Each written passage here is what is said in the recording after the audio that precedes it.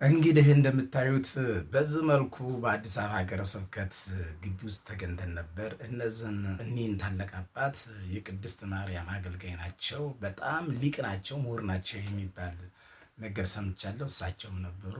እንደምታዩ ካህናቱ፣ ዲያቆናቱ፣ ሴቶችም ባሎቻቸው የሞቱባቸው የካህናት ሚስቶችም የዲያቆናት ሚስቶችም እንዲሁም አንዳንድ ችግራቸውን ለሀገረ ስብከቱ ለማቅረብ የተሰበሰቡ አሉ። ከዚህ ቦታ ላይ ግን በጣም ቢገርማችሁ አሁን የአዲስ አበባ ሀገረ ስብከት አስፓልቱ በበጣ ገቡ ስለወጣ መንገድ ዳር ነው። የሀገር ታክሲ የሀገር መኪና በዛ ቦታ ላይ ያልፋል። በጣም ብዙ ህዝብ የሚያልፍበት አካባቢ ነው።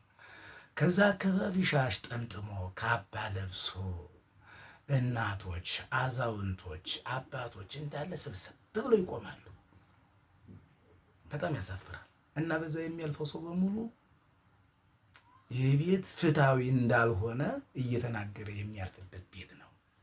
ለምን ቢባል እንዴት ወንበር አዘጋጅቶ አዳራሽ አለ፣ ትልቅ አዳራሽ አለ። እንዳመጣጡ ቀድሞ ትኬት ወይም ደረሰኝ እየሰጡ አስገብቶ ወረፋ ሲይዞ ችግር ምንድን ነው ብሎ እየጠየቀ ዛሬ ይህን ችግር አናስተናግድም፣ ዛሬ ይህን የዚህ መስተንግዶ የሚል ለጥፎ ግን ቢለጠፍም ደግሞ የማይሰሙ አንዳንድ አገልጋዮችም እንዳሉ እናውቃለን። እና ግን አንድ ሰው ምን ሲል ሰማሁት፣ ከየትኛውም መስሪያ ቤት ብትሄድ፣ በመንግስት መስሪያ ቤት ብትሄድ ቢሮዎች ክፍት ናቸው። እንደገባህ ስራ አስኪያጁ ቢሮ ብትገባ በር አይዘጋም። ቀጥ ብለህ ገብተህ አናግረህ ችግርህን ተናግረህ ከየትኛው መስሪያ ቤት ገብተህ ችግርህን ተናግረህ ወጥተህ ነው የምትሄድ። እና አዲስ አበባ ሀገረ ስብከት ላይ ልብ ብላችሁ አይታችሁት እንደሆነ በሮች በሙሉ የተዘጉ በሮች ናቸው። ቁጥር 1 ቁጥር 2 እያሉ በየክፍላቸው የተዘጉ በሮች አሉ። እዛ ላይ አንኳኩተህ ትገባለህ። ከገባ በኋላ ግን ለተወሰነ ሰዓትና ደቂቃ በር ተዘግቶ ያባለ ጉዳይ እናስተናጋጅ 1 ሰዓትም ሊሆን ይችላል፣ 30 ደቂቃም ሊሆን ይችላል። በር ዘግቶ ያወራሉ። ለምን? ይሄ ለሙስና አያጋለጥም ወይ? ይሄ ምቹ ጊዜ አይሆንም ወይ? በዚህ ጊዜ ውስጥ ብዙ ድርድሮች አይካሄዱም ወይ? በዚህ ውስጥ ብዙ ሌብነቶች አይፈጸሙም ወይ? ይህ ፊት ለፊት ተደርድረህ እንደ መንግስት መስሪያ ቤት የምታስተናግድ ከሆነ ችግሩን ሲያስረዳ በትክክል አስረድቶ ይሄኛውን በትክክል እንቅጩን ነገር ተነጋግሮ ቢያልፍ የእምነት ትርጉሙ የእምነት ስራ መሰራት የሚችለው በዚህ ላይ ነው። ስለዚህ በተዘጋ በር ማን ሊያፍረው ይችላል? አይተፋፈርም። ይሄን አምጣ ይሄን ልስጥ የሚባለው የሙስና ድርጊት ይፈጸማል ማለት ነው። ስለዚህ ወደፊት እኔ ጥቆማ ነው የምሰጥ። ወደፊት ይሄንን የአዲስ አበባ ሀገረ ስብከት ሰራተኞች ያገዳችሁ ቅዱስ ሲኖዶስ ቅዱሳን አባቶቼ መደረግ ያለበት ግልጽ በግልጽ ፊት ለፊት ተስተናጋጅና አስተናጋጅ እንዲስተናገድ ብታመቻችሁ።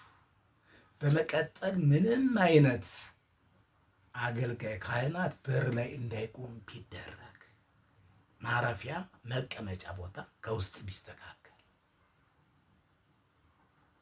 ከዚህ ቀጥሎ ጥበቃዎችን ከተገልጋዩ ጋራ መሸዋወጥ እንዳይመጣ ጥበቃዎችን የሆነ ወጥ የሆነ መመሪያ ቢሰጥ። እኔ ምሬን የምነግራችሁ ቅድስት ቤተ ክርስቲያን የምናሻገራት በዚህን ሰዓት እውነት በመናገርና እውነት በመስራትና እውነት በመስራት ብቻ። እየተድበሰበስ እውነትን እየቀበርናት ሙስናን እያጎላን በጣም ፍቅራችን እየጠበበ መጡ ከህዝበ ክርስቲያኑ ጋር ተለያይተ አንድ ቀን የህዝብ የተነሳለት ሁላችሁም ባልተፈጠርኩኝ የምንልባት ጊዜ እንዳይመጣ እፈራለሁ፣ እሰጋለሁ። ስለዚህ አባቶቻችን የአዲስ አበባ ሀገረ ስብከትን በተዘጋ ቤት ውስጥ ማስተናገድ ሳይሆን ፊት ለፊት ማስተናገድ መለመድ አለባቸው። ፊት ለፊት ጠረጴዛዎች ተደርድረው ይህን ጉዳይ የሚፈቱ አባቶች ፊት ለፊት ተቀምጠው እንደየወንበራቸው ተቀምጠው ሰዎች ዘና ፈታ ብለው ሳይሳቀቁ፣ ሳይገፈተሩ፣ ሳይወረወሩ፣ አይመለከትም ሳይባሉ ስለሚመለከታ የቤተ ክርስቲያኑ ቅጥረኛ ስለሆኑ የአዲስ አበባ ሀገረ ስብከት ሁሉም አገልጋይ ካህናት ችግሩን በፈለገው ሰዓት ሄዶ የሚስተናገድበት ቀልጣፋ አሰራር ለምን አይዘረጋም? ቀላል ምንም በቃ የሚከብር ነገር የለውም። ምን ይቦም ይሄን ለማስተናገድ ቅን ልቦና ነው የሚጠይቅ። ይሄን ለማስተናገድ ፈሪሃ እግዚአብሔር ነው የሚጠይቅ። ይህ ካለ የካህናት በአጭር ጊዜ ማስተናገድ ይቻላል። መስተንግዶ መንዛዛት የለበትም። ግን በተጉላሉ ቁጥር፣ ባለቀሱ ቁጥር፣ በተንከራተቱ ቁጥር፣ በወደቁ በተነሱ ቁጥር፣ እየሄዱ እየተመላለሱ ተስፋ በቆረጡ ቁጥር ለምን ተበድሬ ከፍዬ ለምን እዚህ ቦታ ላይ ችግር የፈትቼ አልመለስም የሚል መፍትሄ ሀሳብ ነው ይመጣ። ስለዚህ ይህን መፍትሄ ለማምጣት ግን መስተንግዶ ቀልጣፋ መሆን አለበት። አሁን ወደፊት የሚመደቡ የሀገረ ስብከቱ ሰራተኞች እንደውን የምትመድቡኝ እያልኩኝ አይደለም፣ እንደውን የምመድባችሁ ልስራ እያልኩኝ አይደለም። ቢመደብ ቅልጥፍጥፍጥፍ ያለ ስራ መሰራት ይችላል። እውነት ከቅንነት ከታሰበ ካህናቱም ተደስቶ ነው መመለስ አለበት። ስማችንን መታደስ አለበት። እውነት ቅድስት ቤተክርስቲያንም እንደው በደስታ ስሟ ታድሶ ምዕመናኖቿ ቢደሰቱ አምሬ ነው። የአዲስ አበባ ሀገረ ስብከት የሥራ አመራር የሥራ ሂደት ቅልጥፍጥፍ ያለ ዘመናዊነትን የተላበሰ እንከን የለሽ ስራ ቢሰራ እርግጠኛ ነኝ በየሀገረ ስብከቶችም በክልል ያሉ ሀገረ ስብከቶችም እንዲህ ያለ አሰራር ይሰራል ይወርዳል ብዬ አምናለሁ። ይሄን ለመስራት በቅንነት ብንነሳ ነው።